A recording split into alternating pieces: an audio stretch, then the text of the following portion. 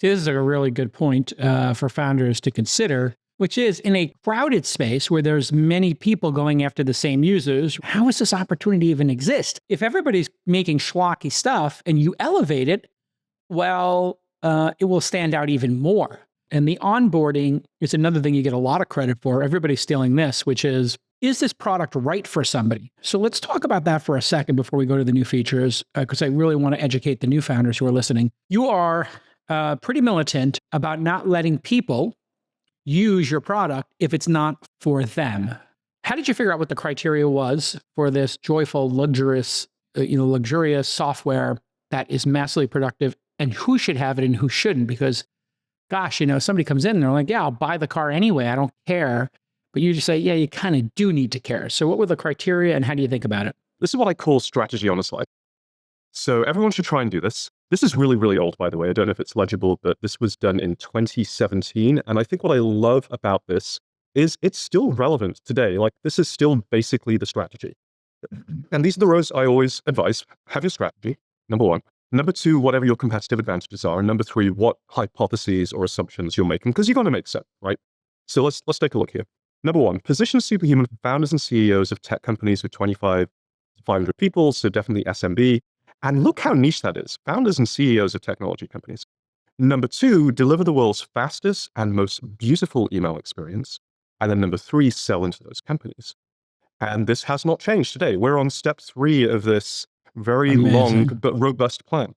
Now, why did I know it was going to work? Well, because of, first of all, these competitive advantages. Number one, I had high levels of access to founders and CEOs in Silicon Valley, and then to the media, the investors, and the employees who influence them. And so this is definitely a second-time founder luxury, but having built a well-known company, having sold it to an even more well-known company, LinkedIn, and then spending my 2 years at LinkedIn wisely, working hard, but also building my relationships, I was able to, if I needed to, by force of will and connection, get some of the most important people in Silicon Valley loving the product, which was the kernel that turned into onboarding. I was like, well, I'm just going to go and sell the first 500 of these people myself. Why not? It's a grind, but most people are scared of grind. Let's go do the grind. So that kind of created the foundation. And then this is where you start to need to look at your competitors, in this case, incumbents. I mentioned this last Friday to the syndicate, but I like going up against incumbents. I like investing in companies that go up against incumbents, because by the time you matter, it's generally too late. And even today, we don't matter to Gmail or to Outlook. Like, we'd have to be 10 times the size, maybe even 100 times the size to truly matter competitively.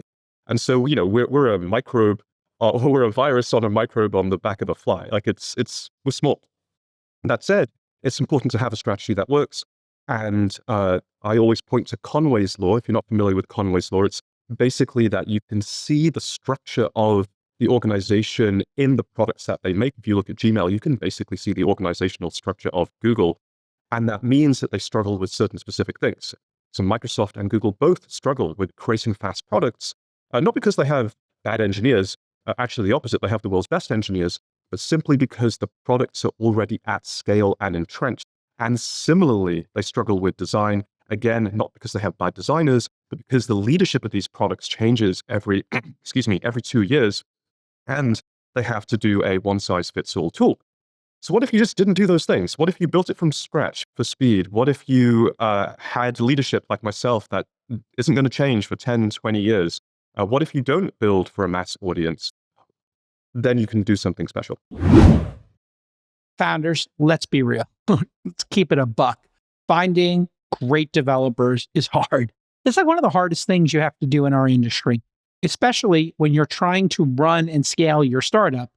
But here's the good news. I got a tip that's going to save you time, money, and a ton of headaches. You need to check out lemon.io.